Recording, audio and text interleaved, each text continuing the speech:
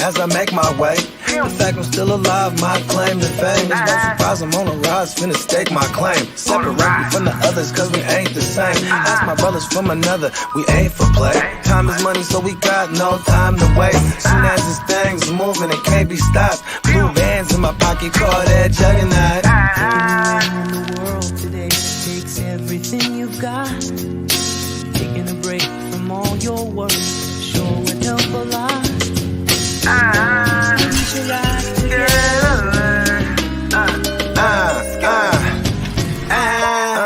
You know the stat quo. Finna get a bag, bustin' down that blow. Out of East Side Ho, where they know my name. Come on! You know I got you! Yeah!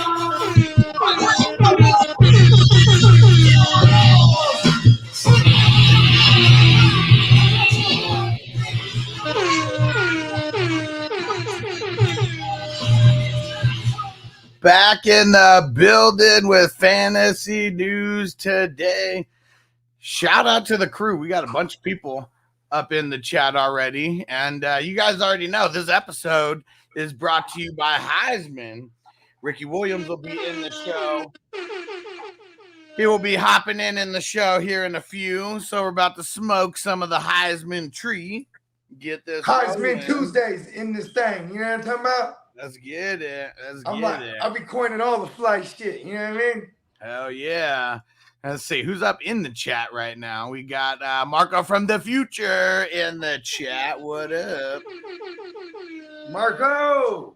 Minnesota Marty in the house. What up? What up, Marty? Bandy in the house. Fourth and Flex Fantasy Football Podcast. What up? What's happening? We got Bakes a lot in the house, and welcome back, Ricky.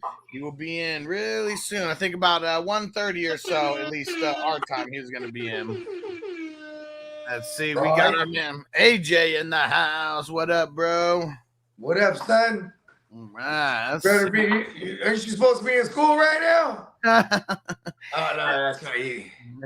And don't forget, guys. Tomorrow. We got the Playmakers Fantasy Awards show. Make sure you be a part of it and go vote. Go to 420 Crew, 420crew.org. Whether you're an official 420 Crew member or not, you can still go vote on the polls and on the categories. And just to give you a little heads up, if you didn't catch the Wake and Bake earlier, we went through all the categories, but one of my favorite categories, Ryan Leaf Biggest Bust of the Year Award. I mean, and you know, it's funny because y'all don't know. He was supposed to come on the show. Yeah. Yeah.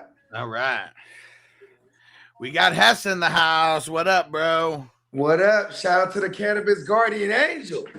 Dennis in the house. What up, homie? What Shout up, out Dennis? to the Minnesota 420 crew.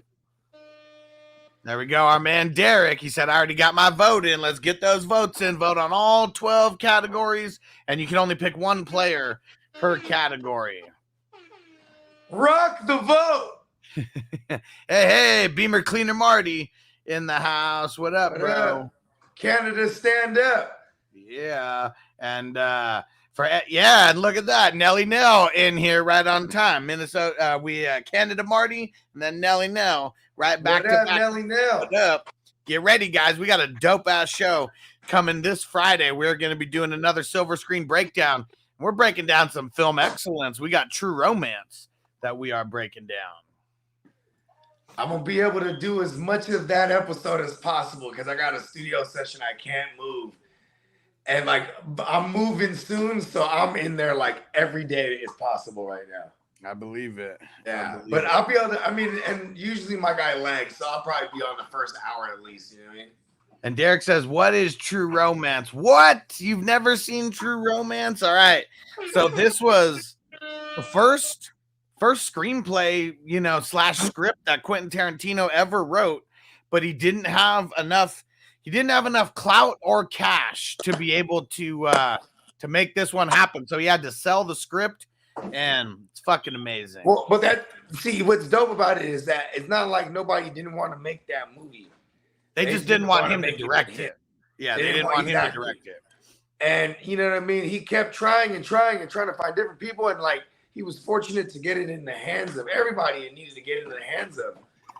And then until somebody was like, "Look, kid, you're broke. I'll give you 30 racks for it." You know what I mean? Yeah, something like that. And I get that dude. What's funny is that dude, he kind of tried to like steal some of Tarantino's isms, like after Pulp Fiction came out, and then I think that it was the same director from True Romance, right? He got another script, America's Most Wanted. Okay. Yeah, and then Tarantino was livid. He was able to like live with the changes that. Oh wait, you mean Natural Born Killers? Natural Born Killers. Got confused there for a second. Yeah, America's Most Wanted. That's clearly a TV show or something. Well, I just went to Snoop Dogg and Tupac right off the bat. Yeah, and it's funny because I was trying to remember the name because I know the title track of the soundtrack. It was Dr. Dre and Ice Cube, Natural Born Killers. Yeah.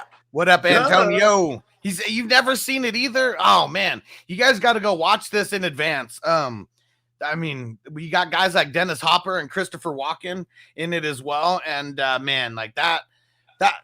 Even if you haven't seen the scene that I'm talking about with Christopher Walken and Dennis Hopper, like that's like such a notorious scene just in cinema, like in general, like just. And that's kind of what put Quentin Tarantino's writing like on the map. Cause it's like, and this was crazy. Is like I think Tarantino, even though he didn't direct it, though the long dialogue scenes, you know what I mean? Yeah. Where like it just seems like any other directors that are doing their own work, it just seems like a bunch of talking that ends up getting chopped down in editing. You know what I mean? Well, they changed, a handful of scenes around, and they changed it from non-linear to linear, but he didn't change the dialogue. Like he would have been stupid to like change like the dialogue in the movie. So luckily for him, they didn't change anything around as far as the dialogue went. I think they took out a couple, said they took out a bunch of like, he rearranged the order of the acts. Well, yeah, so it was supposed to be non-linear like Pulp Fiction, but they changed it around to make it linear. I'm glad they made it linear. So when Pulp Fiction came out, it was revolutionary. You know what I mean? Right. It was like innovative. Because then someone else would have already done it, and it would be like cinematically, he was biting. Who's the guy that did True Romance? I can't even remember the director's name off the top of my head. I'll make sure I know all that stuff on Friday. Hey, it's time for your nap. She knows it. That's why she's hating on it right now. She can fight it. She doesn't know. It only makes her more tired. And Zeb, what up? Any squares for the game? Of course, dude. So we got there's two sheets. There's a sheet for $25 squares, and then a sheet with $55 squares. Hold on, where is it? And so the $25 sheet, every time a point is scored, a new square wins. And that includes extra points. On the $55 squares, there's only 25 squares on the entire sheet. So each square is 4 squares mixed into one. And each square that you get, it has 2 numbers for each scoring side. So 4 times the chances of winning in that one compared to a traditional 100 square sheet. Everybody knows what's better than one crawfish dinner. Like my daddy always told me. What did he say? If there's one thing better than a crawfish dinner, it's 5 crawfish dinners. You know what I'm saying? Crispy, you're a savage. He said, sorry I'm late. The OnlyFans bitch had me tied up. Right, bro. I'm sure she was twisting your arm, wasn't she?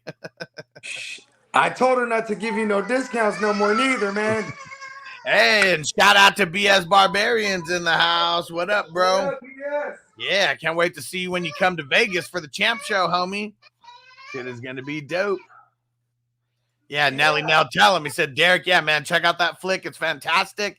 If anybody hasn't seen it, make sure you go watch it before this Friday's show so you actually know what we're talking about when we're breaking down some of the scenes. Because I'll try to get a clip or two going for it, but YouTube just blocks us when, or, you know, like kind of shuts us down when we do that kind of stuff. So just, you know. Is that what we're going to do? We're gonna reenact scenes. Yeah. See, look at this. Right now we're doing a scene from Don't Tell Problem Mom the Child. Basement is Dead. I said, no, this looks like a scene from Problem Child. Who remembers that movie? That movie is a classic. Hell yeah, come on. Problem Child 1 and 2. I guess they came out with the number 3, but I never Ritter? saw that one. Yeah. Come on, John Ritter. What's my man's name? Kramer was in there. Yeah, he was the bad guy. And then who was the other one? I can't remember the grandpa's name. Oh yeah, Gilbert Godfrey. Yeah, he was the what the hell was he? He was the orphanage, like I don't know, like manager or something. Like warden. Yeah. And yeah, Derek said classic Problem Child. Classic Problem Child 2 is funny. Yeah, hell yeah. Which one's better, Problem Child or Problem Child 2? I think. See, part 2 was cute because like there was a girl too now. You know what I mean? Yeah. And they were just wrecking shop. Remember, this time it was the dad. He was getting married to the young broad. Right. It was the big. What was his name? Big Ben. Big Ben. Oh wow, Big Ben before Roethlisberger. Hey, Yeah. You know what? You want milk? That's what you want. Oh, Zeb said part 2 is better. See it, yeah, and I mean, super close. I like part 1 better. Yeah. Part 1's the shit. Yeah. You know what's so funny is like, it's just you feel so bad for little Ben. You know what I mean? Because like Flo is just, Flo is like cheating on him. With the murderer who escaped from prison.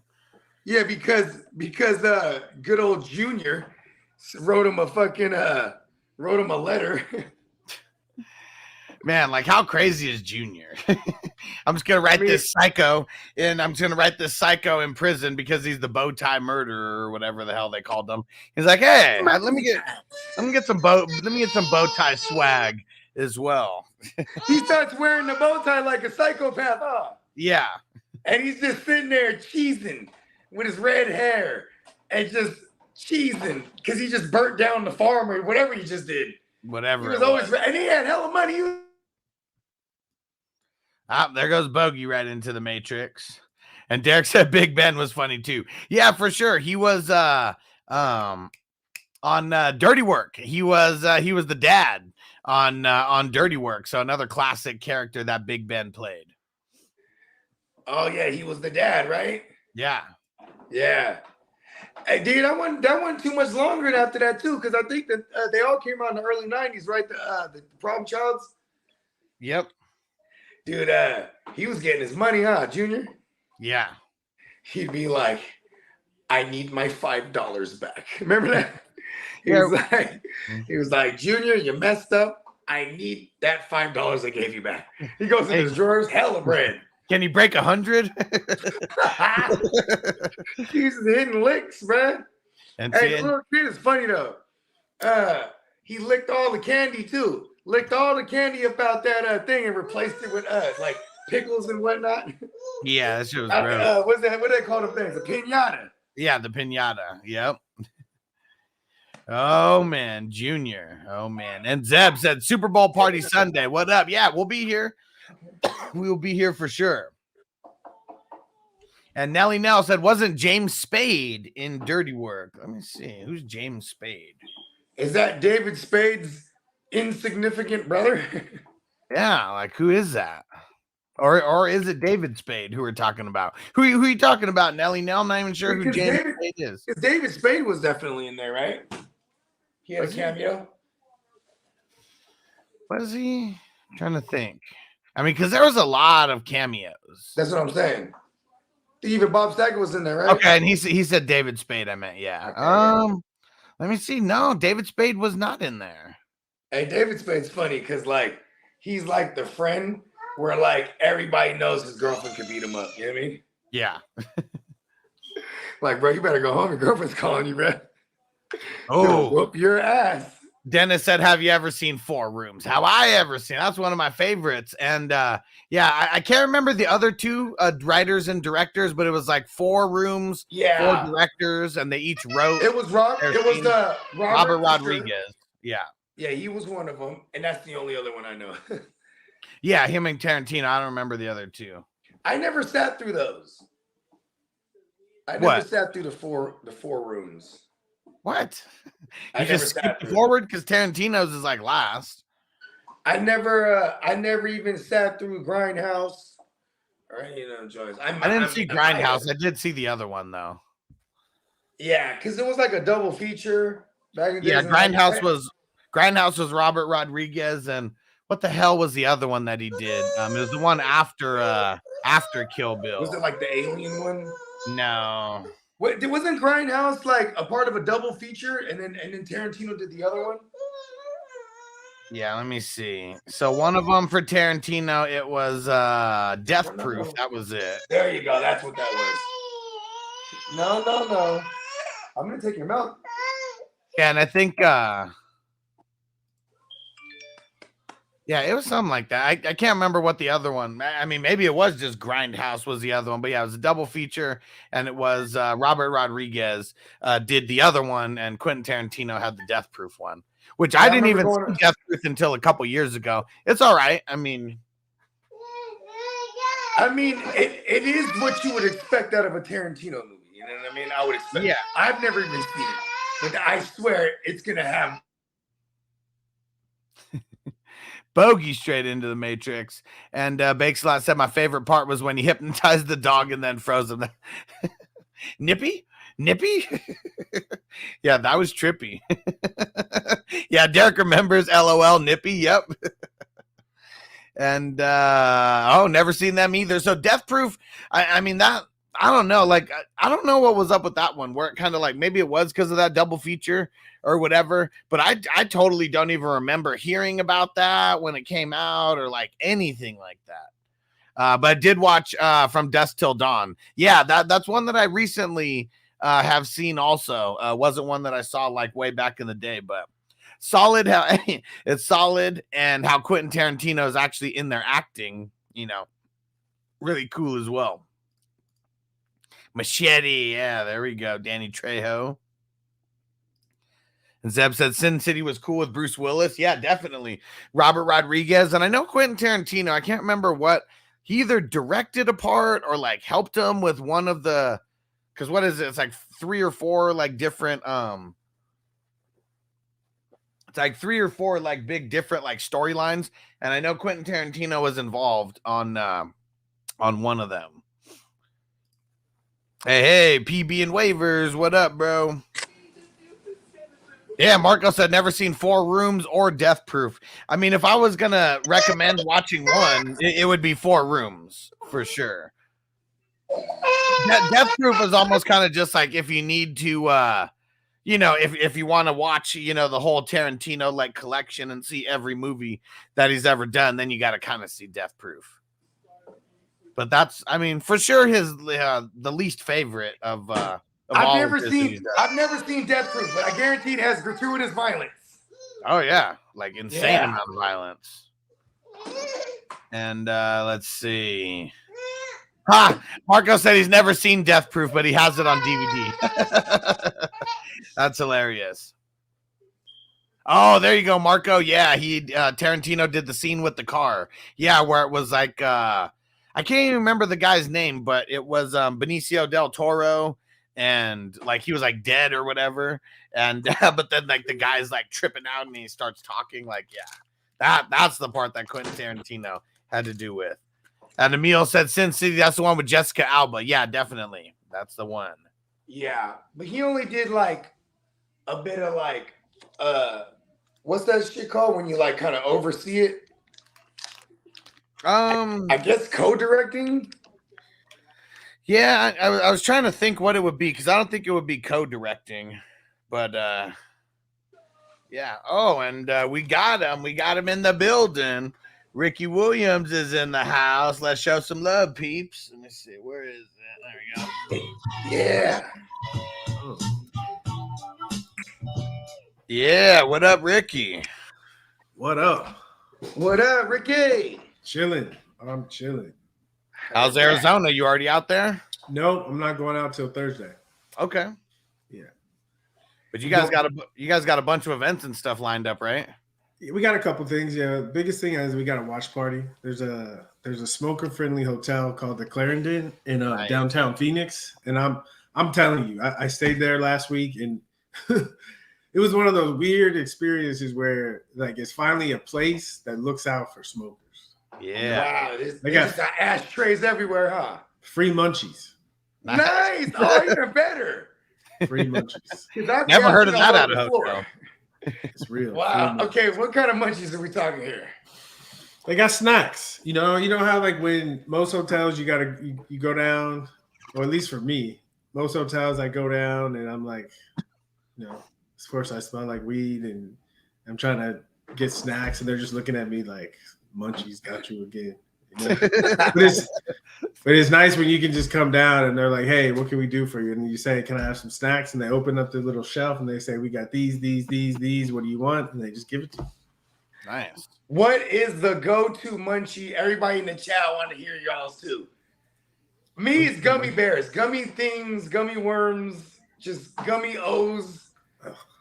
I need gummy things. It's probably like chocolate and peanut butter for me. So like some Reese's or something of that nature. Reese's, peanut butter. Yeah. Peanut butter is a go-to because it's savory and it's sweet. Yeah. And like as long as you don't got a massive amount of cotton mouth, you won't like almost die like me, just eating a peanut butter sandwich just dry. Yeah, you need some jelly. You need some jelly or syrup on that peanut butter sandwich.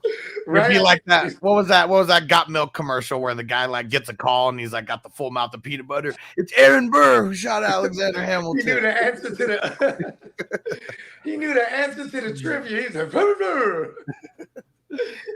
So at this at the hotel that's now cannabis friendly. So is it like you guys are going to be like in like a conference room? Like with they have a consumption lounge as part of the hotel. And so okay. We're turning the consumption lounge into a Heisman house. And okay. You know how we do it. So yeah, it's funny though. I realize even people that really are into the game, when you get in a Heisman house event and people start smoking and talking, yeah. People forget the game is on. Heck yeah. Yeah. It's interesting. Yeah. I mean, I'm a Niner fan. I'm a Niner fan, so I'm just sour every time I think about football right now. I'm just like, it'll get better. Yeah, I'm gonna be all right. I'm used to it. You'll heal. Yeah. But yeah, especially Super Bowl is just one of those times where whether you like football or not, you're more than likely going to a Super Bowl party. Really, just like not even a rite of passage, just like a yearly thing. I mean, it might as well be like a Christmas party or something for everybody. Wings or pizza? Wings for me.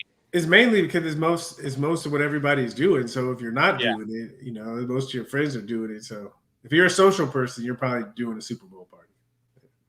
I remember one time I was at a Super Bowl party where we couldn't smoke inside. And it was the one where James Harrison, remember, he runs back the touchdown at the end. It's like last 2 seconds of like halftime. I just remember we're going outside to spark up a blunt and everyone's screaming, going crazy. And we totally missed like the best play ever because we had to go smoke outside. Yeah. So, for me, for the past, I think 3 or 4 years, I've done Super Bowl parties. Mm-hmm. A couple of years ago, we rented out a big house in the Hollywood Hills and we invited a bunch of people. Nice. It was fun. It was chill. We had a beautiful day here in Southern California. And then last year I partnered with Jeter and they know how to throw a party and they threw it at their house. So it was special. It was cool. I cannot wait. Can you tell us about the new product that you guys got rocking right now? The one that you partnered up with Jeter? Yeah. So it's a continuation. We did our first collab last year. Sticky Ricky, they launched a new flavor. Sticky Ricky is what they called them. Exactly. Yeah. It's got a little bit of mango terpenes added, for flavor. So it's a distinctive taste.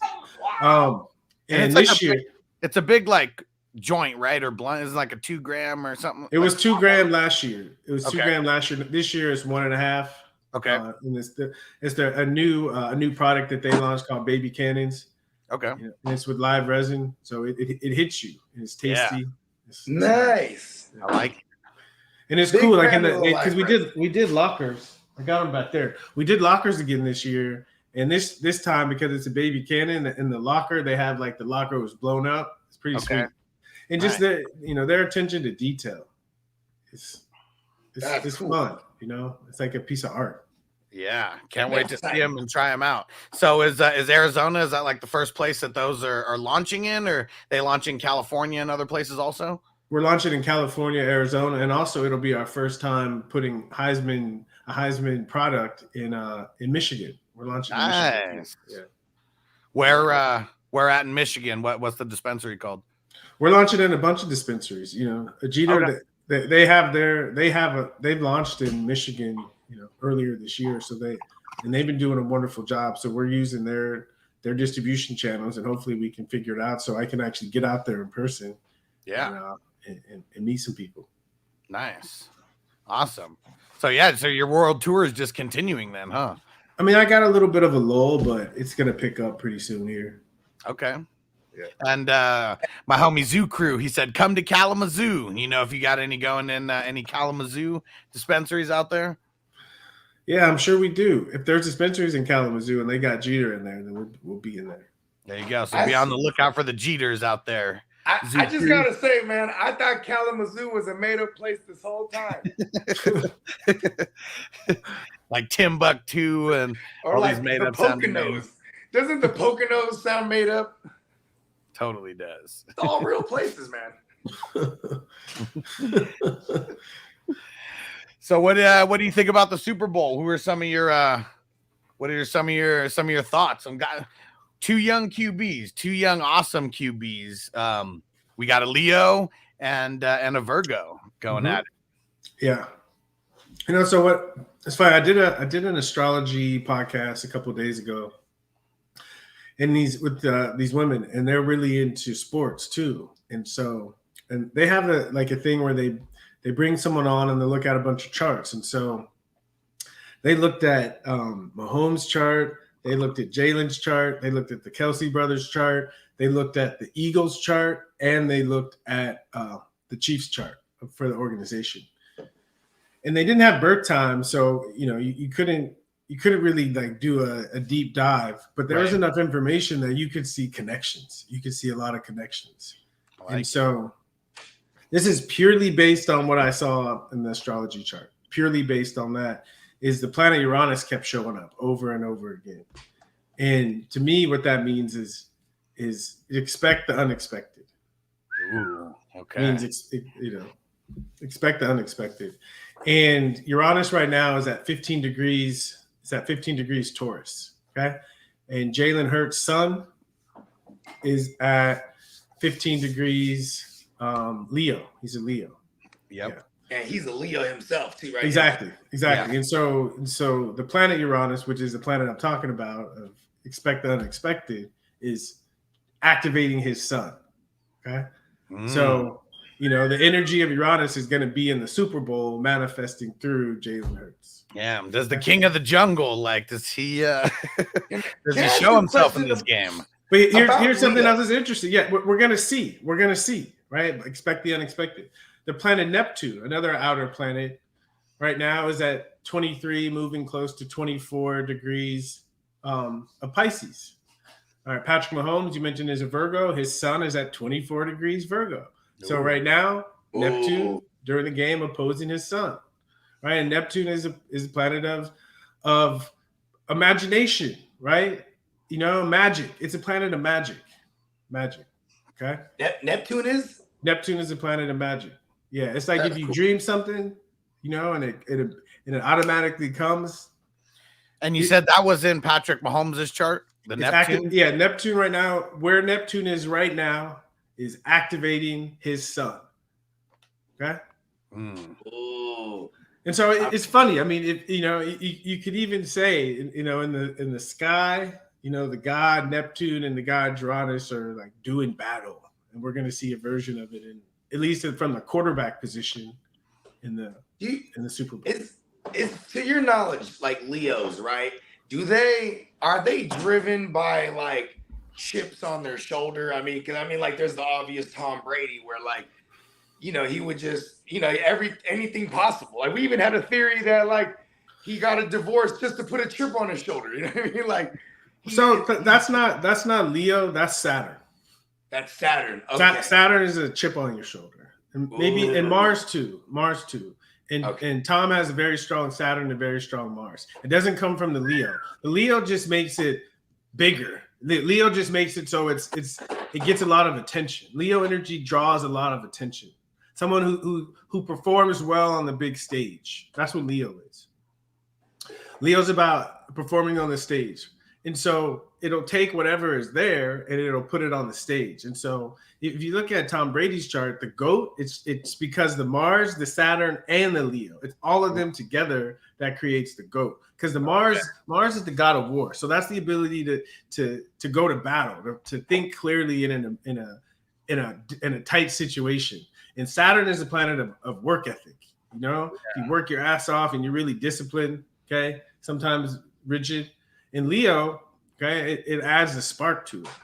It's like that's why Leos tend to do well in the quarterback position because they're the center of attention, right? Yeah. Because healthy Leo has the ability to like take into consideration everything around you and find out how to make everything better. Yeah. I like it. And everybody get ready because we've been charting a bunch of this stuff and it's all based on fantasy, who are the top 10, who are finishing in the top 10 over the last, what's going to be 11 years now. And Ricky's going to be adding some of the traits in there for us for some of these, just for all the signs and all positions. So get ready. We got an ebook coming just in time for draft season. Ricky, I got to know. Yeah. And listen, nobody needs to know this. So just keep it between us. Is it rigged? I'm telling you, it's not. Let me say, I told y'all. Let me say it like this, okay? It's not rigged by humans.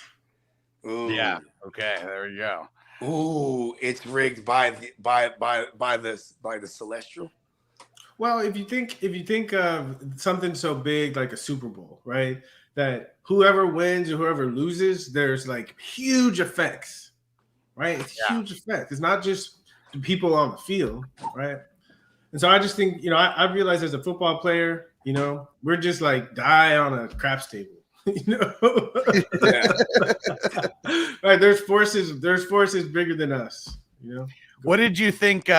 You saw when Arian Foster came out, and I mean, it was clickbait, the way that they did it, and it was all PFT, who was kind of the mastermind behind it. But did you see anything like on Twitter like that day? I didn't. No. There was there were some people who like really thought that he was like serious about it. They didn't know that he was like joking and being sarcastic. And there were some people who were like, we got to hide Arian. They're going to come for him. They're going to kill him. Like he let the cat out of the bag. So yeah, super funny. I mean, we knew that he was joking. I mean, we're just, playing into it. It's crazy that was the most popular thing of the day. That little 1 minute clip got like a couple 100 million views. Is there a lot of people lost their shit? Is there a planet that's more prone to like being mischievous or deceiving? Mercury or Uranus? Mercury or Uranus. Okay, that's why you said Uranus. Like there's something unpredictable. Like exactly. Okay. Yeah, those are the planets of the mind. And the mind is where all the tricks are played. Because I mean, I know, like you said, it's rigged by things that are greater than us, and I like that. I like the way you put that. Yeah. And so like as far as gambling goes, right? We got like 76% of the money coming in on the Eagles. I mean, I'm not asking if you're a gambling man, but like, does that make you tend to believe like, Vegas might know something we don't know, or just the powers that be? Because I feel like why are they discounting the Chiefs this badly?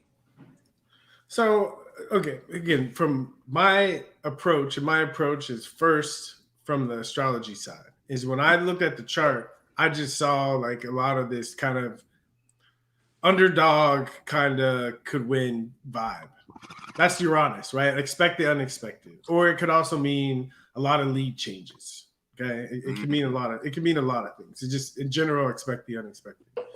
And to answer your question, like the energies, right, the powers that be that decide these things, okay, they can be tuned into, they can be tapped into. So if you have enough people that spend a lot of time thinking about this, right, and they get into like an altered state and they're on that frequency, right, they're tuning into something. Okay. I like it. But kind of what you said about the trickster energy, are they tuning into what's going to happen, or are they tuning into something else? That's why it's unstable. Huh. Yeah. That's why unless you have something like astrology where you can tune yourself and you can keep notes and you can check your accuracy to it's hit or miss. Okay, this might sound like a stupid question, but is this why like the Egyptians like have like those tuning fork type joints? Exactly. Right? See, it all makes sense to me now. Yeah. I'm just saying, because I'm on that wavelength type of stuff. Like I'm too many times a day I'll call someone and they'll be like, bro, I was just about to call you, or you know what I mean? Yeah. Or like I'll be able to like, you know, I'm already know what my girl's about to say. Like, you know, I was just thinking that. You know what I mean? Like I believe in, like, you know what I mean? There's certain frequencies that we all tune into. But now with that said, do you feel like there's a mass, like a massive dumbass wavelength? Like, you know, like the amount of people, like 100 million clicks for that Arian Foster joint. Like, you know what I mean? Like, well, it makes me worry a little bit. I think there's only certain wavelengths, but each wavelength is at a different frequency, at a different level, right? So you can be like in astrology we say Mars, okay, and the lowest frequency of Mars is like people who abuse like helpless people, like people who target kids, right? That's dark Mars, okay. But on the flip side, the highest version is people that come to the kids' defense and fight for something meaningful, okay. Right?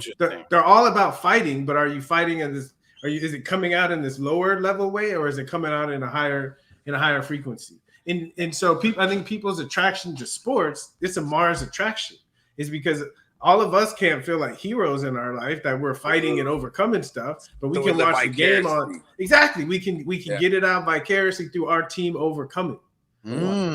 Interesting. Yeah, I want to ask you something about. I do want to ask you something about Kelsey, but before we do, just because I know there's going to be some people out in Arizona, what other kind of events do you got going on besides the watch party? There's a couple of like tailgates. You know, we're just hopping around. Panini does something, and I'll be there. That's pretty easy to find on the internet. But Panini does a big event, which is just fun because a lot of guys come through, and especially if you're a collector. I'll be there on Friday from 2 to 4. Oh, is Panini? They do the cards. Panini right? Chronicle. Exactly, Panini cards. Yeah, actually, we're doing a Madden tournament too. Nice. On that Friday night, Heisman Madden tournament. Yeah. Are you nice with the sticks? I'm pretty good. I'm good. I'm terrible. No, you know what? I'm not great with the sticks, but I'm really good with the strategy. So I'll put schemes in front of me. Yeah. Oh yeah. And so Kelsey. Well, first, before we get into like any of the Kelsey charts, what did you think when he called the mayor of Cincinnati a jabroni and told him to know his role and shut his mouth? Went real rock on him. That's so crazy. That's crazy. Yeah. I mean, that's Mars. Yeah. Is that what it was? That's Mars. For him there? Exactly. Mars sounds like a little Pluto too. They say the great, like, there's no merit or truth to what I'm about to say, but according to what I heard, the Greys came from Mars, and they're the male thinking species. So they're all about conquering and building. See, that's Mars. That's exactly, you just described Mars. Mars is about conquering and building. Yeah. That's it. And like Earth beings, like we were a female mind, like a female brain species, like. And then I guess when we mesh the two, that's why we have two sides of the brain now. According to my research. Yeah, Which we would is say we smoking wouldn't weed. say the Earth. We would say Venus. Venus is more like Venus. the Okay.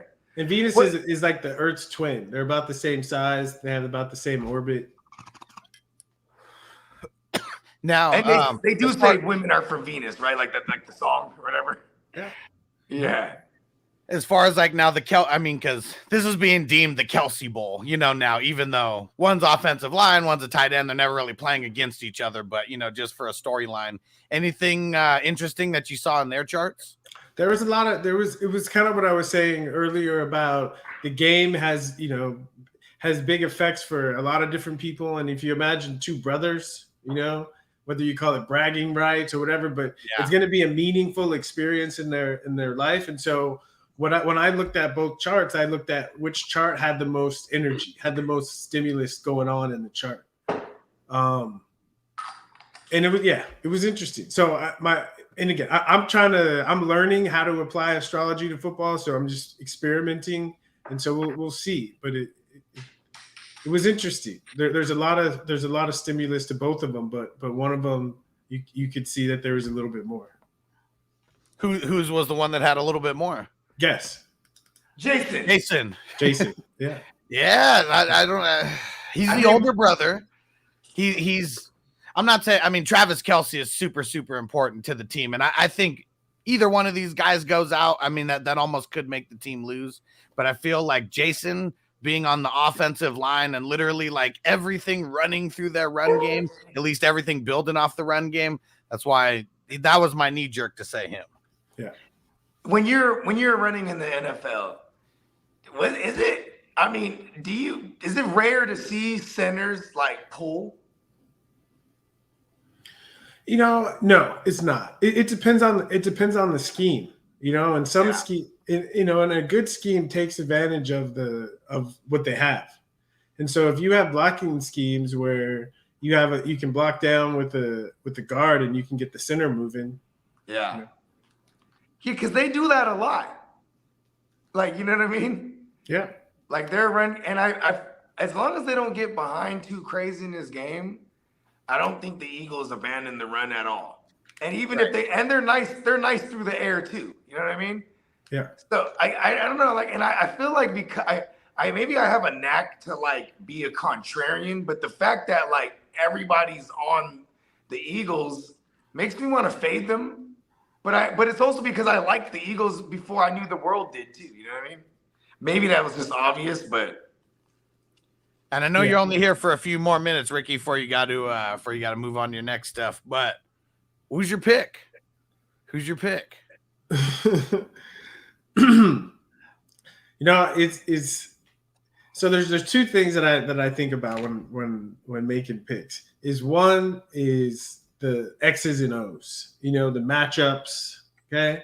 But there's always something special, like something that happens the day of the game, that kind of, one play that changes moment. There's always something, that sometimes can erase or equalize the matchups. Yeah. Call it magic or whatever. In the intangibles? The intangibles, exactly.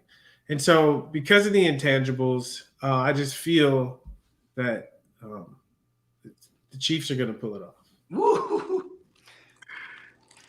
I know that the Eagles, I mean, I shouted it out. We were talking about this on a previous show that it seems like the Chiefs would have just more experience making it at least to the conference finals over the last, like each of the 5 years.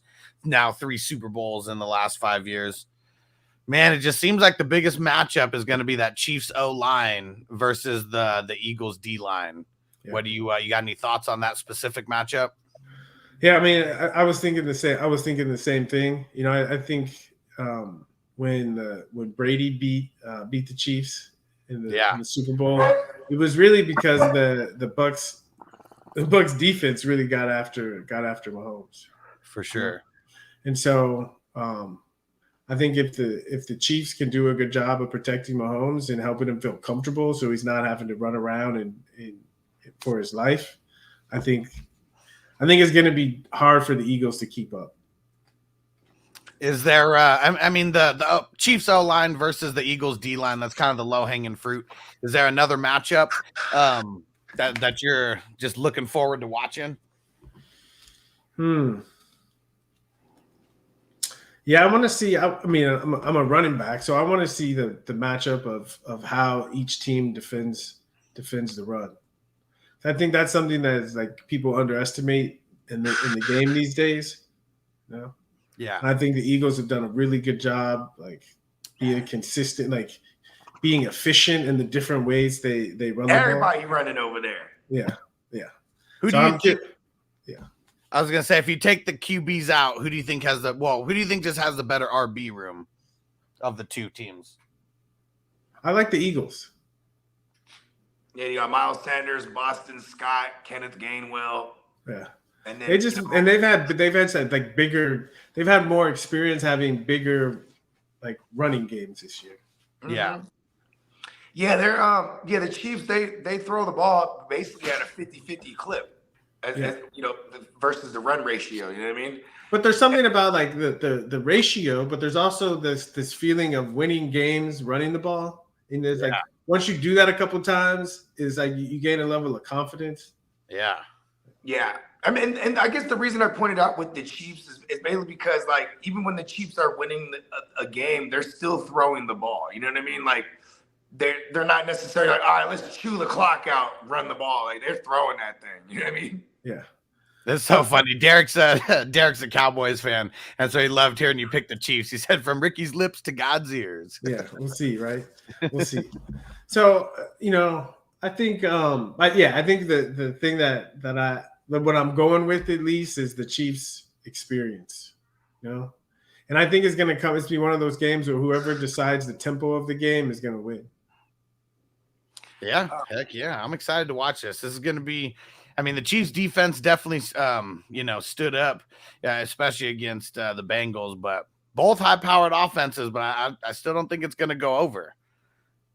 I can't remember what the exact over-under is, like 50, was it 52 and a half? Or? It's 50 and a half now. 50. It went down from 51. Yeah. And before that Uranus makes me think it might go over. I like the under.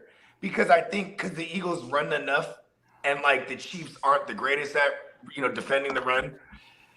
I naturally it drains the clock, so it helps the. That's what I'm saying. It's tempo. It's like if the Eagles control the tempo, the Chiefs are in trouble. Yeah.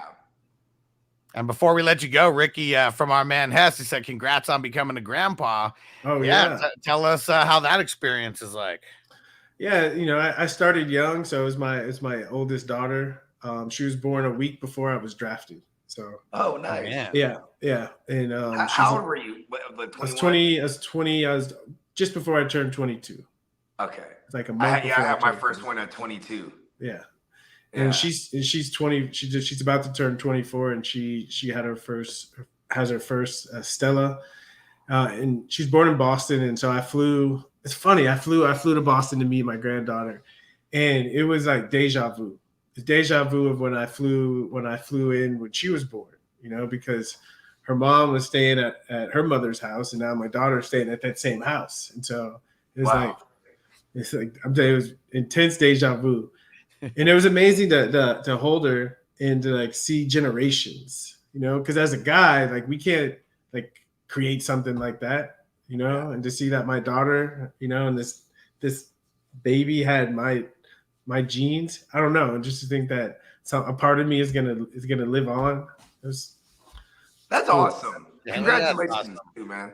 I mean, I got 4 kids myself, and something's been resonating with me because I just, to make a long story longer, I caught up with one of my boys I haven't seen in a while, and he's my age, still has no kids, and last time I saw him, I had 0 kids. Now I got 4. Yeah. And he said, "Man, you left your mark on the world." Yeah. And it really resonated with me, but I had to tell him, I said, "Hold on, what do you mean left? I'm still here, bro." I'm like, "You writing me off already?" No, but if you think of planting seeds, because when like especially now as a grandpa, right? Like I've lived a lot, and so it's not just my genetics, but it's like my experiences and how I can share them with my daughter and with my granddaughter. So they're taking like the essence of what I've experienced, and they're taking it and hopefully like doing something with it in the world. That's awesome. Yeah. I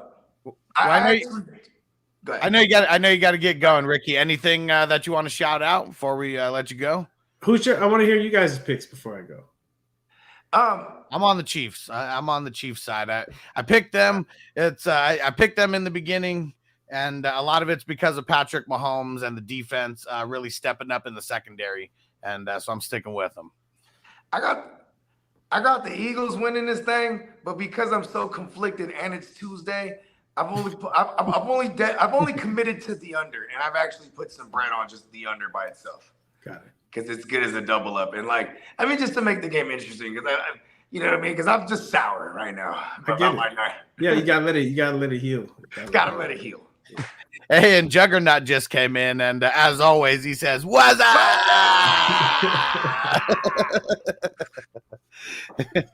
Salutations. We appreciate you coming on, Ricky, and sharing your time. And I can't wait to see. I'm not going to make it down to Arizona. I was going to if Hess was going to make it, but yeah, man, I know it's going to be crazy, and you can't even get flights down there or nothing right now. It's wild. Yeah. And next time we have you on, can I have a 5-minute ask you anything about Master P? You got it. Yes. Because that's one of my heroes. You got it. And that's how I was even aware of you, being from the Bay Area and not watching college ball as a kid, because Master P signed you. And I was like, oh, Ricky's one of the baddest motherfuckers out on the planet. Exactly. You know what I mean? Master P put me on notice of you. You know what I mean? So yeah, there is that. Yeah. All right, fellas. Until next time. Appreciate you, Ricky. We'll talk to you later. Okay. All right. There's so many things. And Derek said now Bogey could go into the Matrix with his pick. Hey, listen, you should be happy I picked them. The fact that I picked them, the universe would be like, Hey, did you just hear what Ricky said?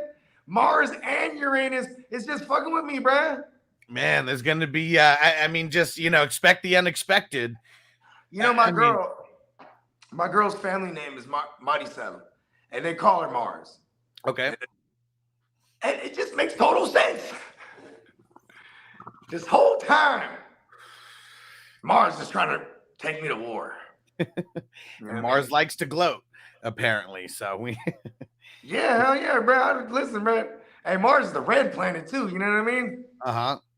And I get, and see, here's the thing about Mars is like Mars, as legend has it was inhabited before by those grays I was telling you about. Yeah, they had an atmosphere and water and mountains, and like the hearts of men do, they tried to expand their horizon and destroyed the planet. Yeah, and Dennis said Master P lives in Minnesota now. Oh shit! Make him say, Hey, Master P was the shit. First of all, he wasn't even the greatest rapper to me. No, but he was just the truth. Well, it was all, for me, because go back and listen to it now, even make them say, it's really just the chorus and, everything else is just whatever. But it's just the vibe that they were given, though. This fucking, everything's a party. Everything is just going hella wild. Everything is super big, mucho grande, and so it's just, I don't know. The vibe I was always feeling. Nobody was stunting like that. Yeah. I mean, you had them boys in the 80s wearing 20 chains and shit, but these fools, you know what I mean? They just changed the game with the diamond medallions and the motherfucking, you know what I mean? The gold teeth and you know what I mean? I mean, it's just, at least for me as a kid, because grew up in the Bay Area, you had fools with grills and shit, but they had their teeth was gold. You know what I mean? They had the slugs. They were slugged up. It wasn't no grill. It was slugs. They shaved your real teeth down. And they put the cement, they cement the gold tooth to it. You know what I mean? Yeah. And Hess, he said, Ricky is such a class act. Hell yeah, man. Ricky is fucking awesome. I'm glad he comes by and blesses the show, with his time. And it's just a part of, his smoke sessions. I like it. We should have a segment where we need to do rapid fire segments with guests, not even just Ricky, but anytime we have guests, we should have rap. You ever see Snoop's joint? Yeah, where it's it's always the same questions, right? Same 5 questions. We could have like a set 5 and then just wing a couple of right after. You know what I mean? Just me and you bing left one after another. That would be cool. Look, Marco, you're savage. Mars is starting a war in Uranus. That's exactly what I just said. It's funny because he said it like a real scholar is supposed to. He said Uranus. You know well, it's funny because I think I asked him about that in one, and that's why he says it like that. Like, I don't think anyone else says Uranus like that. Like, he's the one who kind of I'm about to start saying it because Ricky says it like that now, man. It's just funny you're saying Uranus. Like, I remember just the one time I was able to do a Uranus joke. It was in like chemistry class or something. And we're talking about the gravitational pulls on the different planets. And I was like, what's the gravitational pull on Uranus? And man, everybody, including the teacher, started cracking up. Like, because it's the timing of everything. Man. Nailed that. Boom. You know, stand-up comedy, it's like when you watch these fools that are like seasoned, you know, it's the timing, the rhythm, you know what I mean? Oh, speaking of that, you know, it's funny. I was watching this thing on the Chris Rock, the one Bring the Pain.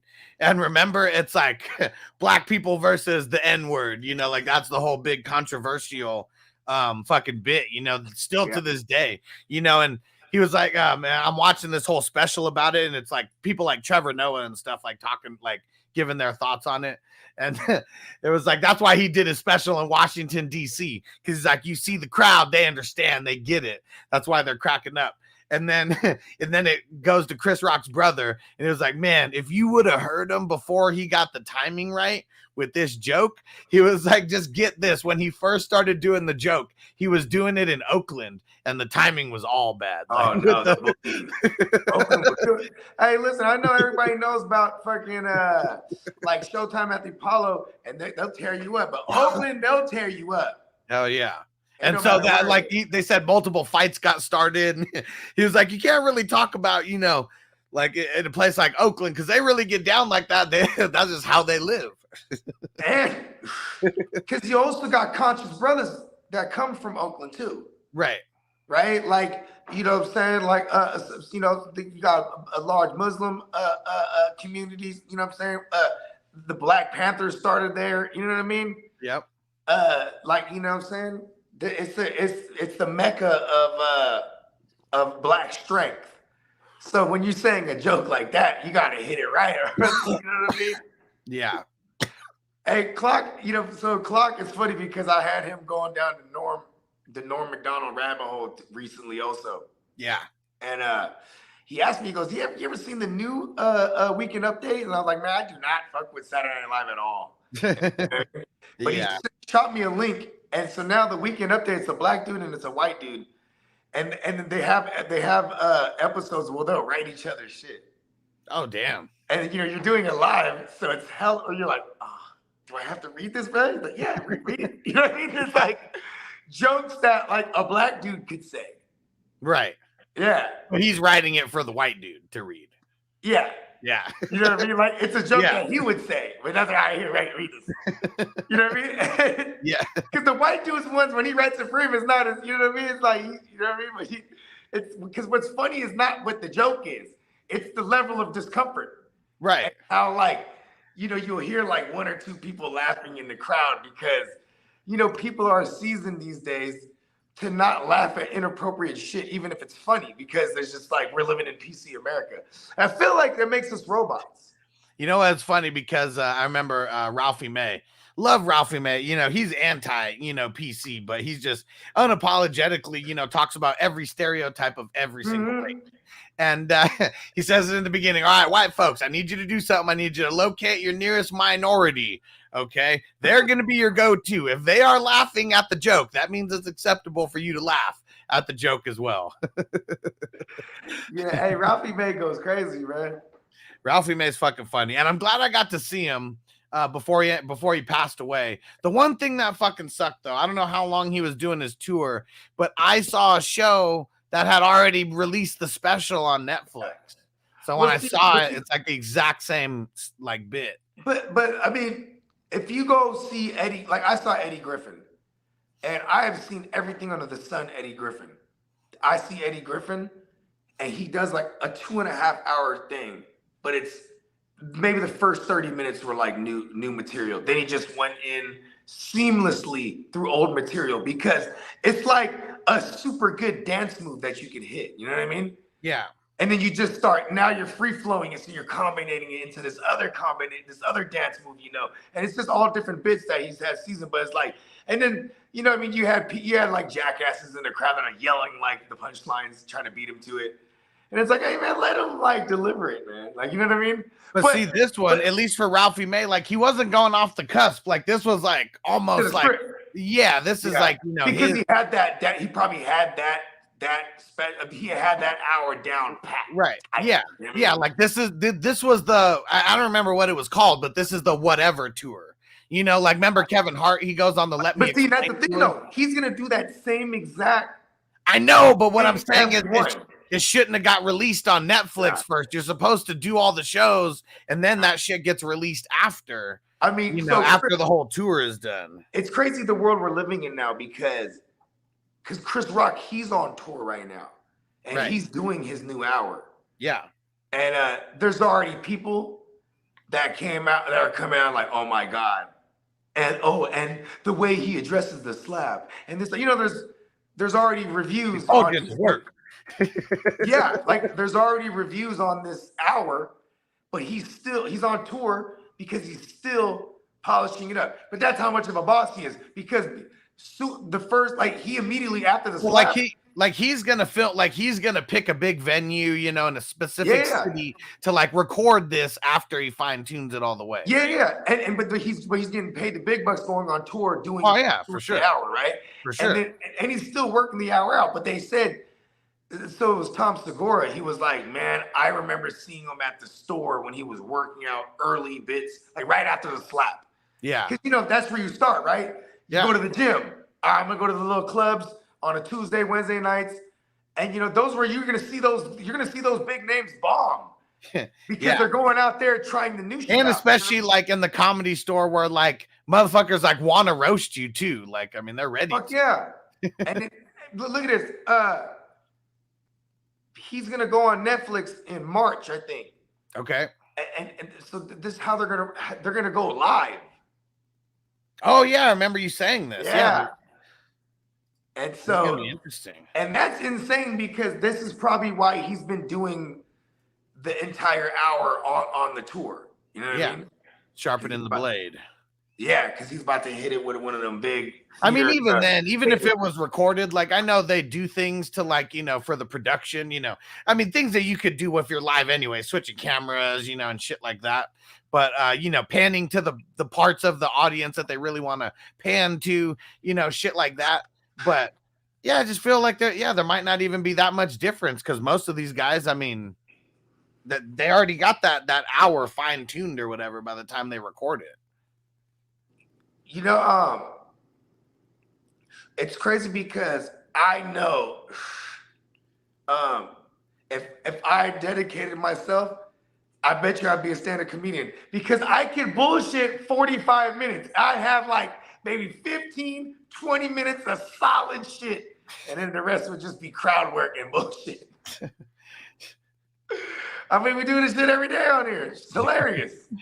Hey, and don't forget, guys, we got our Playmakers Award show tomorrow. We need everybody to go vote on the categories. So go over to 420crew.org and go vote. Whether you're an official 420 crew member or not, you can go and vote on every single category. We need way more votes than what we got. I mean, the Real Fantasy Playmakers 2023 Fantasy Football Awards Show brought to you by Heisman. It's going down. Well, obviously.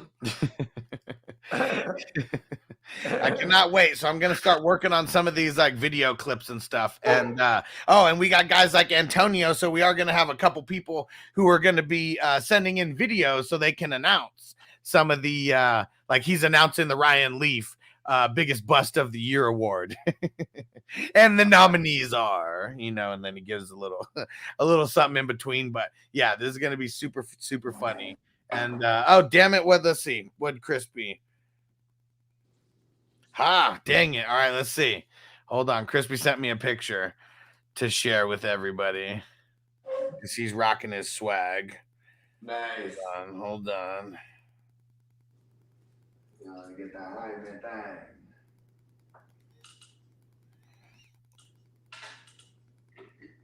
Yeah, let's get it over here. Show Crispy's big ass head.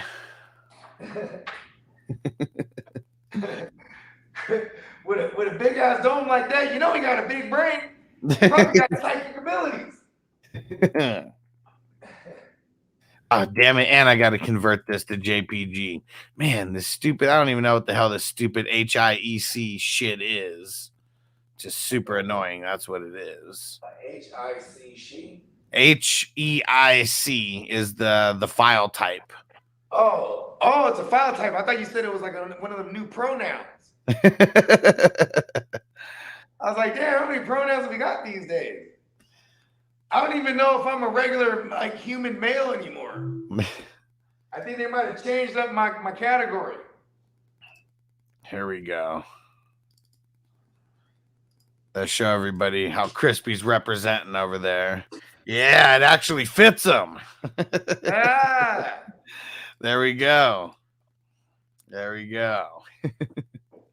That you almost hear the hat saying.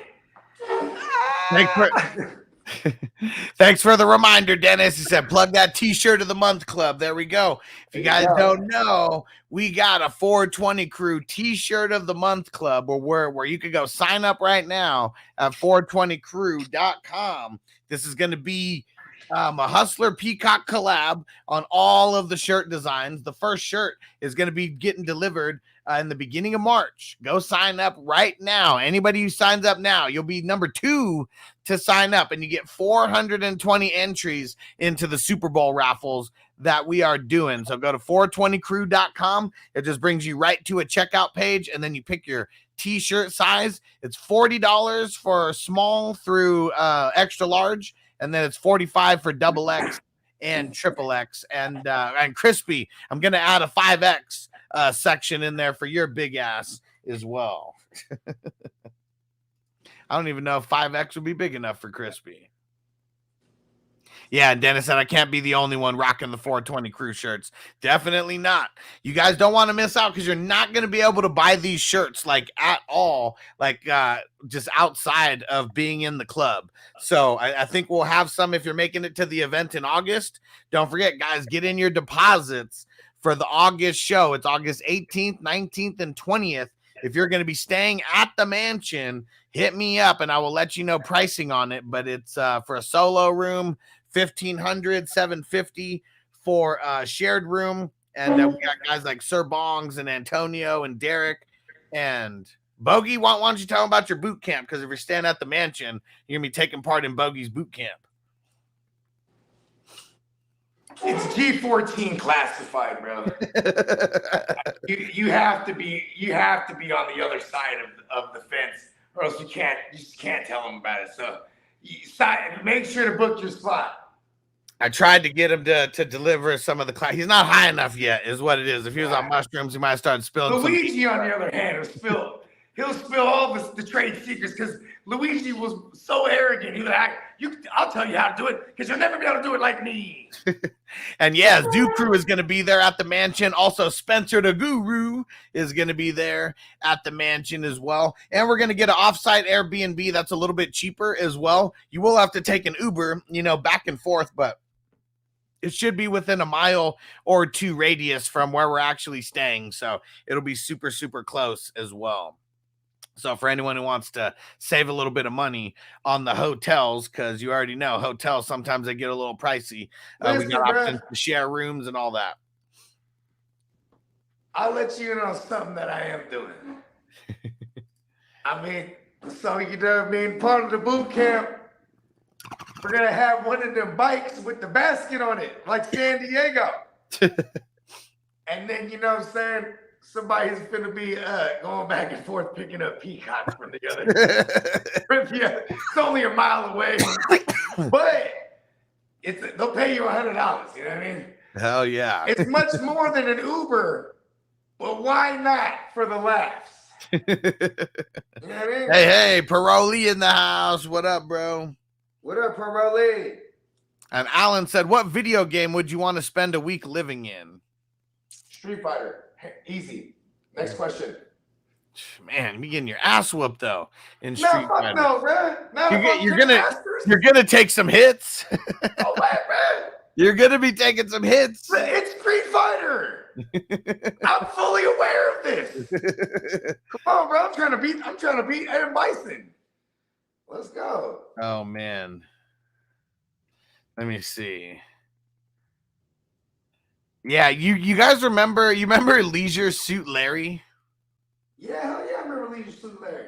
That would be the one that I'd want to live in. I know he does go through some bullshit, but I feel like the funny parts of it and all the titties, might make it worth whatever slaps to the face you get. You know what? I guess, this is gonna sound really psychotic right now, but it's just honest.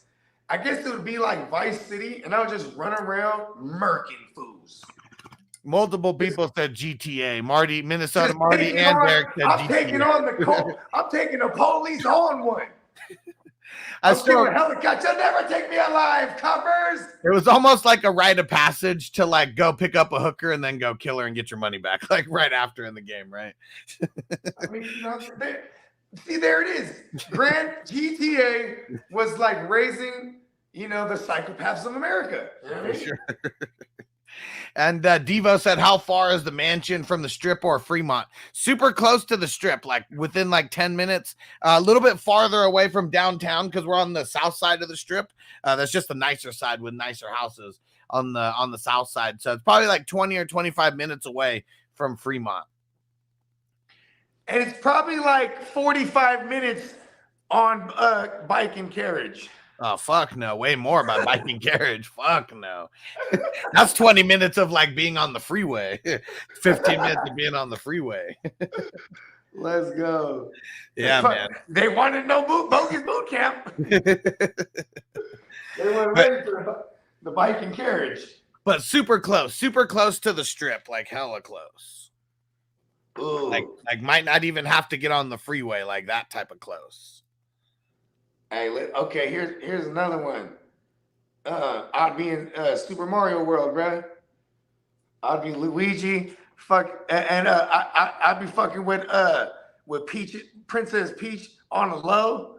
Mario didn't even know Mario's off like throwing fireballs and eating mushrooms and shit. And I was over there with Princess Peach.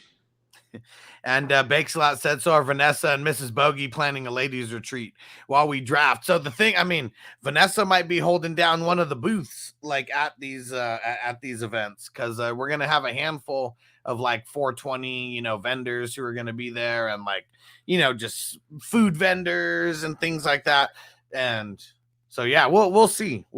And your girl's probably not even coming, right? I don't Because even you and know, Candlestick. Yeah, that's, you know what I mean? Like, who takes sand to the beach? You know what I mean? What? And Dennis said, just a heads up, it's called Bogey's Boot Camp, not Bogey's Babysitting. So if you've never done mushrooms before, just be warned. Yeah, for the people. Hey, listen, that's going to be one of your first tasks. I will overdo myself on the mushrooms, and all y'all better take care of me.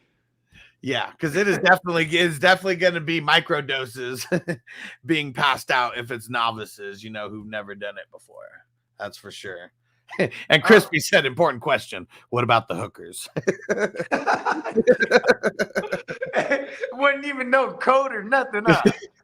And man, see, I know talking no kind of sports. He was like, if you guys have never seen fucking Bachelor Party, it's so fucking funny with Tom Hanks. Like one of the funniest lines is like these people, they hear the party and they're in one of those like dope ass hotels, like in the penthouse or something, at the top. And these people like they hear the party and they're like, hey, we heard the party. Can we come in? And the guy's like, yeah, sure. Come on in. Hookers to the right, drugs to the left. Man, this crazy ass fucking party. And of course, Bogey walks out right when I go into that part. And I gotta tell him that again. And and Derek said, I've never done mushrooms. Shaking my head, I'm shook. Microdose. That's what it is. That's how you get in. That's how you lean your way in. Is a microdose because it's not giving you the full effects.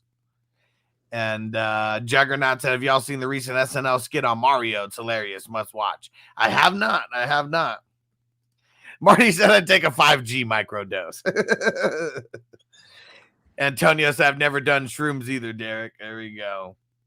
Oh, so you walked away right when you walked away right when I was saying this. So these people are just walking by the hotel room or whatever, and they hear it. Like, hey, we knocked on the door, and it was like, I heard that part. Okay, yeah. Hookers to the right, drugs to the left. And you just like the men and women just like cross paths and go the opposite directions. And there we go. AJ said, I've taken shrooms. I'd rather just drink and have a good time. Still scared to smoke again. LOL. Been sober for a minute. Well, this is actually going to be like good. Man, he's scared to smoke again. Damn, we done fucked him up. I mean, yeah, I would. And AJ said, would I be the youngest one there? Well, yeah, because you got to be 21 to attend this party. So, yeah, pretty much you would be the youngest one there. Because what do you be? Will he be 22? Then yeah, I guess you'd be 22 then. So who knows? Maybe there'll be a 21-year-old in attendance. I don't know. AJ, listen, son, you're gonna be okay, son. All right. Is there anyone there that's gonna be my age? This isn't tech, and it's not gonna be Texas weed either. And yeah. All right, bro, this weed might make him like a scholar even. You know what I mean? He's about to start writing memoirs. He's gonna remember his past life off this weed. And did you hear Minnesota Marty? He said he's gonna take a 5G microdose. That's crazy. but listen, I commend you. They call that a hero dose. Yeah. Well, he's joking about the microdose part, obviously. Yeah. But I'm saying though, they call that a hero dose. Yeah, for sure. Know what I mean? Because last time I took like that much, it was when Vanessa hadn't tried shrooms before, and I got them from my friend who knew someone who baked them into brownies or whatever. Oh. And he told the dude, he was like, man, this is for my friend and his girl. So, and he was like, oh, I'm gonna hook him up. So I don't even know how much he threw in it because it was supposed to be just just a skater that was in there, just an eighth. Yeah. But he said there was probably more like 4 or 5 grams in each one of them. So yeah, it was one of those where we were like completely stuck to the ground, just like looking at the ceiling, and everything that everything that was happening on the ceiling was just really intense. I'll tell you this much too. When you're on a hero dose, so I ate an eighth. I've done this twice. Where I eat a whole eighth at once. Yeah. And, of course, I was young both times. You know what I'm saying? Yeah. First time, terrifying. I mean, actually, the first time, great time. Second time, terrifying. Damn. You know what I mean?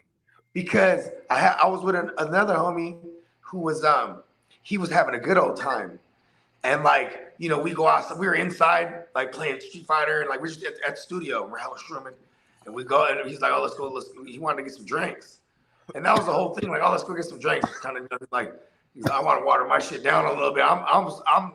You know what I mean? Wait, what kind of like alcoholic drinks?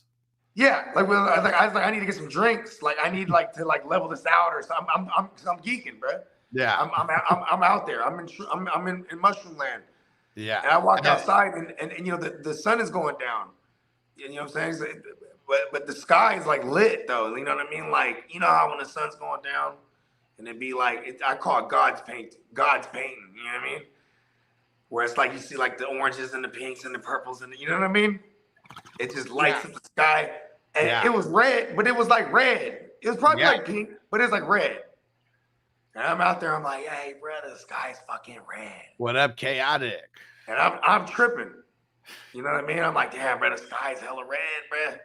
And then my man, he goes to me, he grabs me, he's like, because it's the end of the world, bro. Oh, and then he's driving.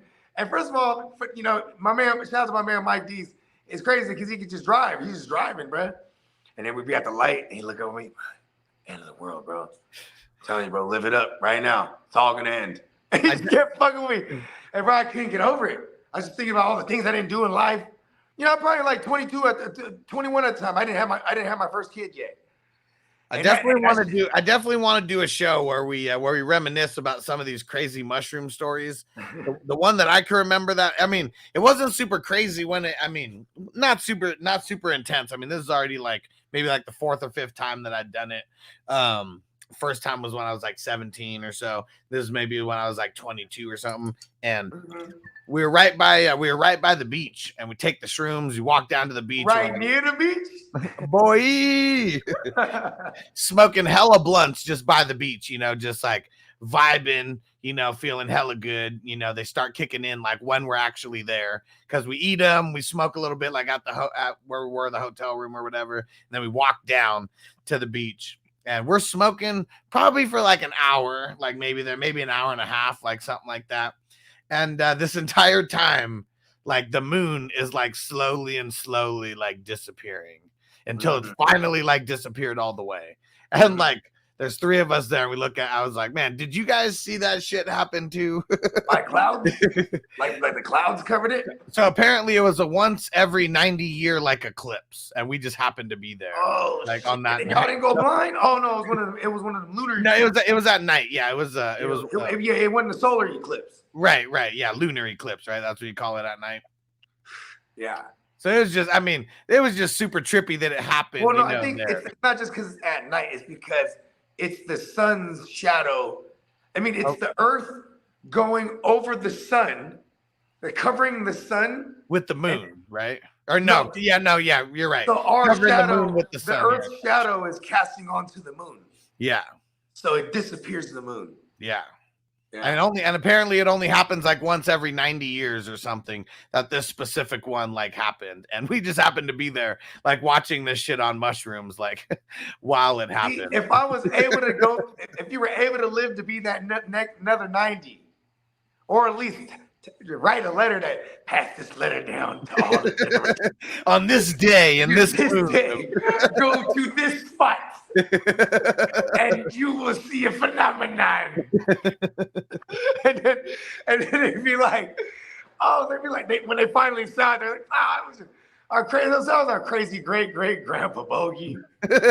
He kept yelling about he'll come back in 90 days. Look at the moon. And big smile, man. Classic grandma's boy line. I can hear my hair growing. And she's hella funny.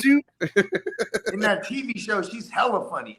What's everybody hates Raymond or whatever? Just the overbearing mother and only likes like the one son, always giving the other son the hard time, the oldest. Yeah.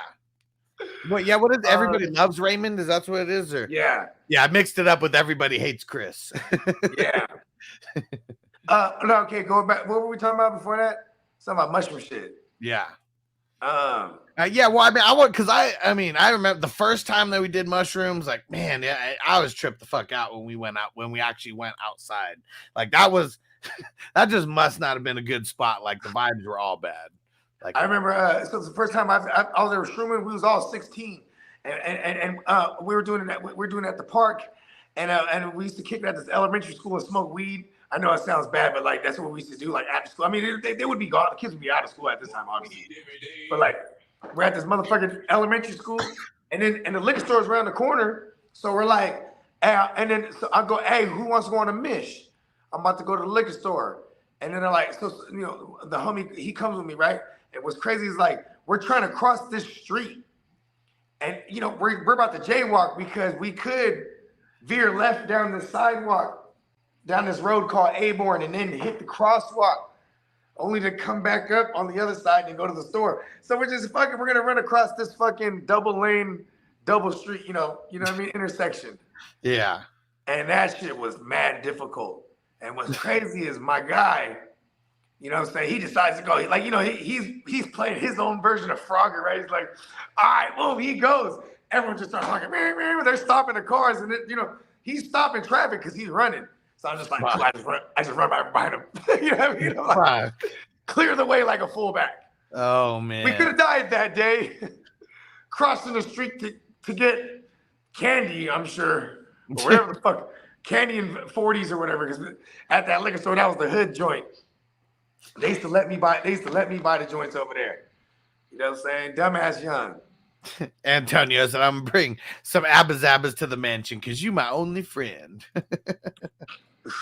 Abba-Zabbas is cool, but I think Abba-Zabbas is like a youngster thing because I don't even think I've eaten an Abba-Zabba ever. It's hella work, bruh. Yeah, isn't it like hella like Laffy Taffy or some shit like that? Yeah, like the trick is to like throw that bitch in your pocket. That's what Let it get hella melted. Or just warm at least, you know what I mean? Yeah. Because like, you know, you in there trying to, you know what I mean? That's all bad. I ain't fucking my teeth up, man. I spent Tino said it. Yeah, he said Abba-Zabbas is hella work. Fuck yeah, it is, bro. Hey, listen, that's Sir Bong's in the house. What up, bro? What up, Sir Bong? Yeah, never fucked with Abba-Zabbas. Mm-hmm. Tino said the best candy is Reese's. See, I agree.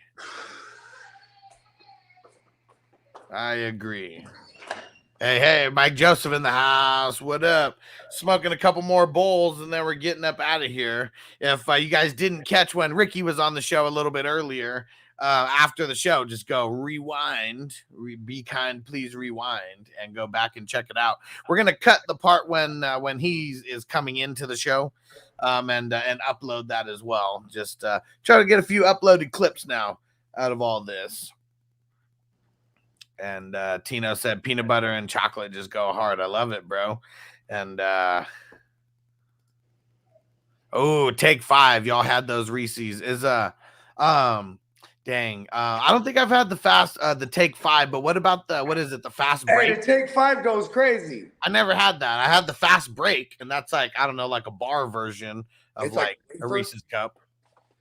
Is that like the wafer one? Like, because Reese's came out with all different kind of shit like that. The fast break. Just imagine, just like it's literally a peanut butter cup, but in like a candy bar form. So it's just like peanut butter with just like a coat of chocolate on the outside. I think I kind of need that in my life. Yeah. All right. Yeah. That's the only. Hey, look, when it comes to fucking peanut butter things too, because like one of my daughters is severely allergic, like, oh yeah, man, I'll be in the cut eating that shit like a fucking serial killer, bro. Eating a peanut butter and jelly sandwich like goddamn fiend in the corner, huh? Hell yeah. You know what I mean? Like a fucking stay away from me. Back up. Back up. Don't. Can't even breathe. See me like this. Can't even breathe on her with that peanut butter breath. Right. Run away. Save yourself. Oh man. Let me go grab the baby. Oh man, and yeah, Tino said oh my god, the big cups, and Chaotic said straight from the freezer. I like it. Tino said I'm severely allergic to peas. Oh man. Oh, Alan said Nutrageous is where is that? I can't remember where the Nutrageous is, what was in it, but I just remember like it was like peanut butter and like peanuts or some shit, right? And plus a whole bunch of other stuff. Now that Take 5 though, I never really rocked with that. But then Gemma, we did this candy episode, and that was like his number one on his list. You know what I mean? Uh-huh. We were drafting it, but that was, you know what I mean? And I was like, no one probably would have took the Take 5 for a while. He probably could have waited it, let it drop down. You know what I mean? He probably could have got value out of it in the first round. He's like, give me the Take 5. You know what I mean? This is fucking hilarious. Juggernaut said the first time I did shrooms, I was in LA for my sis-in-law's B-day. Her and her wife wanted to go to a gay club. And let me tell you, I shouldn't have been on shrooms. Hey, listen, bro. Listen, I've been to a gay club or two. You know what I'm saying? One of my lady's best friend, man, he's my brother. He's one of he's my oldest daughter's godfather, one of them. But anyways, that dude, you know what I'm saying? So we've been to a gay club or two, you know what I mean? And like, it's crazy, bro, because there's a bathroom. The one of the joints I was at, there was there's a men's bathroom, there's a women's bathroom, then there's like everyone's bathroom, you know what I mean? Community bathroom. Yeah. And I remember I went in that, I went in that bathroom with my girl, you know what I mean? Right? So we go in that bathroom and it's just like, it was crazy. It was like, whoa, oops. Hey yo. I think I'm in the wrong room. That's like in what the hell was it? What the hell's that movie in Wolf of Wall Street? Remember when it's like he knows what I'm talking. He knows what club I'm talking about. He's like, you went to the club, and he was like, I don't know. It's fucked up. I like to dance. I don't know. Fucking Jonah Hill. So funny. And Alan said, Nutrageous is a chocolate bar made by the Hershey Company. It consists of Reese's peanut butter topped with roasted peanuts. Okay, I remember that part. And caramel covered in chocolate flavored coating.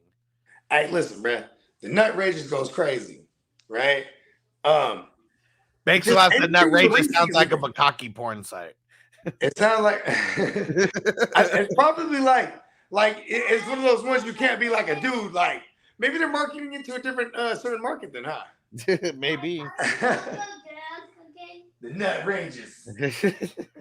You're gonna be going nutty for Nutrageous. All right. Oh, just since we got a bunch of people on here watching, we need more ideas for shows that you guys would be interested in watching. Because I got maybe about like 5 or 6 like in the tank of ones that we're going to be doing over the next couple weeks here. We're going to do them as live streams, and then I'll edit it down and like I'll re-upload it, but for you guys to like ask questions. But like an IDP video, like really explaining, like actually going through how you get points when you draft players, you know, or like just things like that, like literally everything for people who are brand new to IDP.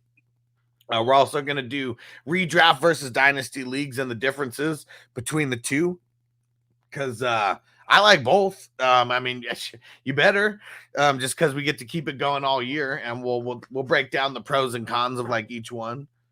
And players to avoid in 2023. I know Bogey's already getting his fade list going. And then some sleepers that we're going to put on your radar. And then 2023 league winners. And Tino said a baseball show, please. But what the hell would the baseball show consist of? Sven knows baseball shit, bro. Yeah. I mean, because that's really what it's got to be. It's got to be someone coming on here doing a baseball show. You know, it's funny too, because Sven, he had like this cool ass cooking show where he would just go live on the StreamYard. And like you'd have like, you know, different devices, so it's different angles. Okay. Yeah. You know, like one like showing like where he's cutting the food, the veggies, and you know what I mean? Yeah. And then like, but I told him, I was like, man, you should do that along with like baseball shit. Because it's not like, because he plays fantasy baseball too, though. You know what I mean? Right. And then like, but it's really like, man, it's just people that like baseball, they'll just talk baseball. I bet you there's a bunch of channels out there, but I feel like there's not enough baseball shit. Because I wouldn't watch it. Like, right. Because I wouldn't look for it. But you know what I'm saying? But people would watch it. And it's not. I don't fuck with baseball like that. Well, and with what we'd be doing or at least the style of what we'd be doing, like on this network, is really just about, you know, interacting with people in the chat, you know, and I feel like maybe there's not enough people who are doing that out there to where they're including others, you know, in the chat. Well, because they kind of only like acknowledge, like most other channels, when they reach like a certain point, they only talk to people that super chat. You know what I mean? Yeah, that's true. I mean, that's just how they are. But like, you know, I don't know. People are just whack like that. Like, yeah. I don't know. Like, if it's supposed to be like, here's my thing. I'm not paying nobody just to talk to them in real life. You know what I mean? At least just me. So if that's how I feel like, you know what I mean? That's why people don't fuck with those channels. You know what I mean? Yeah. You know what I'm saying? Definitely. That's for sure. I mean, just saying. Oh, yeah. All right. Let's see. Ooh, Bakeslot said a cannabis cooking show like edibles or food infused with canna butter. I like it. Yeah. That's basically cooking like regular shit, and you just at one point during the process you add, you know what I mean? Yeah. Yeah. Sir Bong said baseball fighting for viewers. I know. I guess I would just have no idea, right? Like, I mean, I've never searched out like anything like baseball related, like on YouTube. I mean, like me and it's funny because me and Sven, I actually did his baseball show with him. Right? Yeah, and like it went into the football season, so I stopped. You know what I mean, doing that show. You know what I mean? Yeah. Yeah. But like, yeah, that shit. I mean, Spanish is awesome. You know, he's a Sagittarius, so like, you know, what I mean, he just keeps it lit. Yeah, definitely. And Tina said, "LOL, hush, show that new cannabis product that I showed you." Oh man, hold on. Let me let me see. I think I got an airdrop. Oh no, I don't, because Tino's got an iPhone. Hold on, let's see. Yeah, he keeps just pulling up from the joint. Yeah, let me all right, cool. And it's a screenshot, so easier to upload, but yeah, check this shit out. It's super a super Tino product, like that's for sure. I wonder if he's gonna be using this soon. So it is a 250 milligram suppository. I mean, listen. I mean, if you want to be incognito with around your professional associates, you can't be smelling like weed unless they listen. When you're trying to sign that $10 million deal, and those people aren't cannabis friendly, I need something to hold the nerves down. I went with the suppository. Chaotic that doesn't come with batteries. I mean, here's the thing. 250 milligrams is a lot. Yeah. And like when you put something through your rectum, like a suppository, like this shit is magnified. Right? Like if you could pop a molly, but then like that mall is gonna go through the process of being going through your kidneys and going through your liver, and but now this thing is straight going to the gut stream, right into the bloodstream. You know what I mean? Yeah. Yeah, you probably die. Like 250. I mean, like, well, you're not gonna die from it, but maybe that should have you just like hella on one. You're really definitely gonna think you died. And Alan said, I'm itching to do a fantasy football mock draft. We're doing our first one this Thursday. I'm not exactly sure that 911 call. Okay, actually, not even a 911. Because me, it would be like, babe, I'm dying. She'd be like, what'd you do this time? It's in my ass, babe. What? It's in my ass. She's like, get up off the ground. I put the suppository in my ass. What? Oh shit! She would hate that. That is super funny. Put these in your ass this time. Oh man! So Alan, go join the crew at 420crew.org because we're going to be doing. It might be mock draft Thursday. I think that's what we may just start doing it on Thursdays, and that seems like a good day to be able to do it. We don't really have anything going on in the afternoons like that day or the early evening. So yeah, we may just start doing it then because we got to get these mock drafts popping. Yeah, I like coming through last 10 minutes of the show and grading motherfuckers too. We're bringing that back. Everybody loves the Bogart grading system.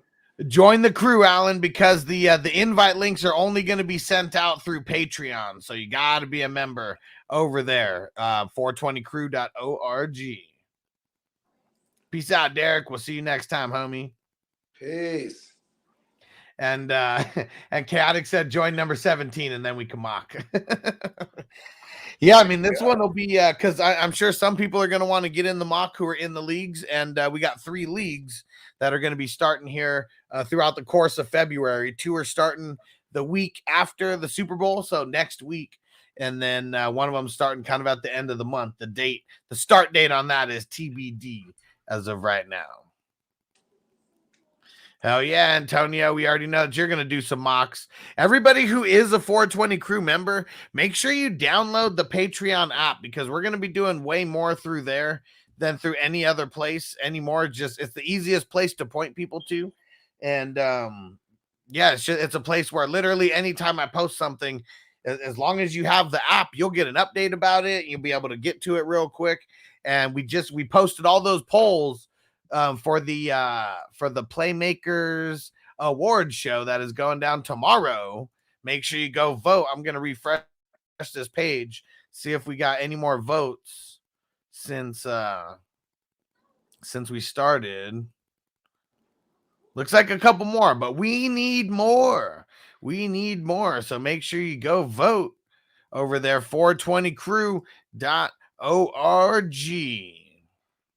And whether you're in the crew or not, you can vote on the you can vote on the award category. So go do that.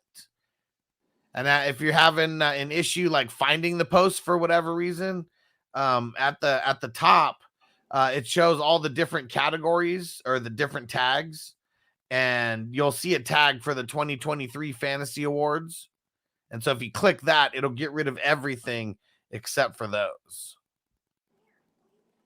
So yeah, definitely go vote, guys. Go vote. And make sure you like each post as well. Take the second to like each post while you're doing it. Yeah, there we go. Mike Joseph said, nice. Yeah, get over there and go vote because this is going to be a dope-ass award show going down tomorrow at 5 West Coast, 8 Eastern time. And Bakeslot said, I was listening to Dana White talk about his slap boxing league on the Pat McAfee this morning. We should have a watch party when they start on Saturdays. Yeah, it's going to be big, according to UFC president. I'm down. I mean, that slap boxing shit's going to be like super, super wild. Yeah, you seen that shit? Yeah, I mean they've been hyping it up for a while.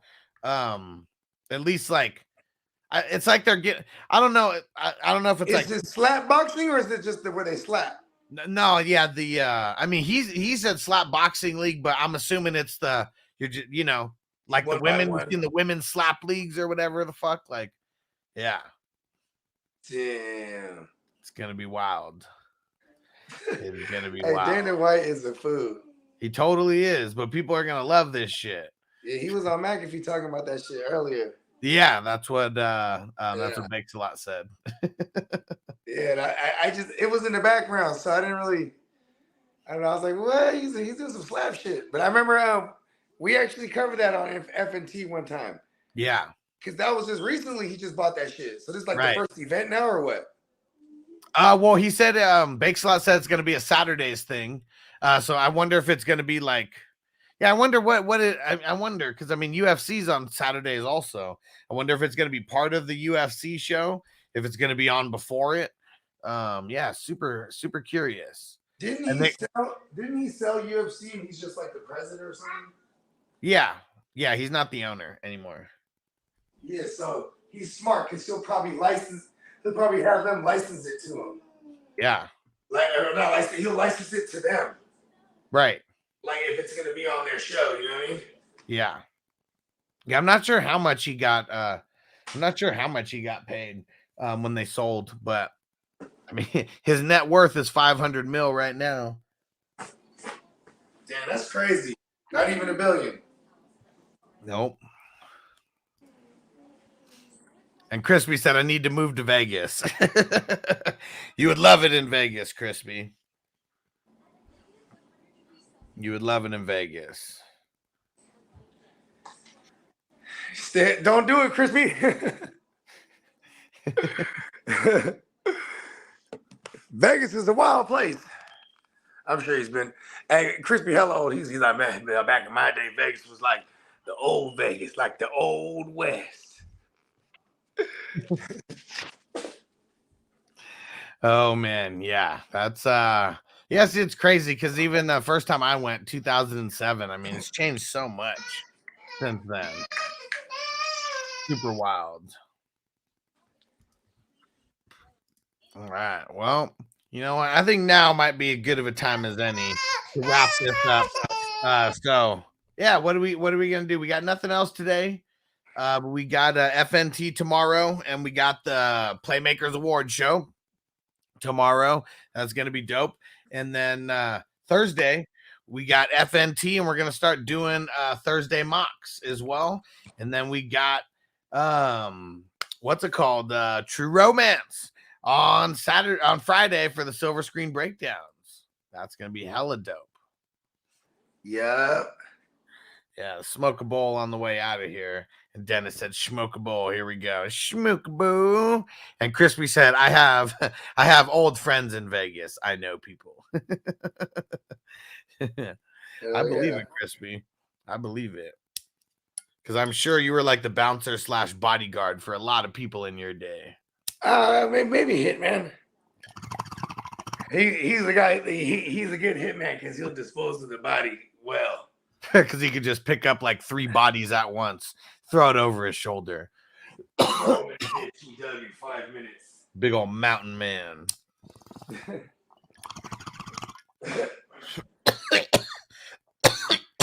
Woo! All right. We're out. We'll see you tomorrow. Go vote. 420crew.org. Appreciate you guys. We'll see you tomorrow. Peace. As I make my way, the fact I'm still alive, my claim to fame. It's no surprise I'm on a rise, finna stake my claim. Separate me from the others, cause we ain't the same. Ask my brothers from another, we ain't for play. Time is money, so we got no time to waste. Soon as this thing's moving, it can't be stopped. Blue bands in my pocket, call that juggernaut. In the world today takes everything you've got. Taking a break from all your work sure would help a lot.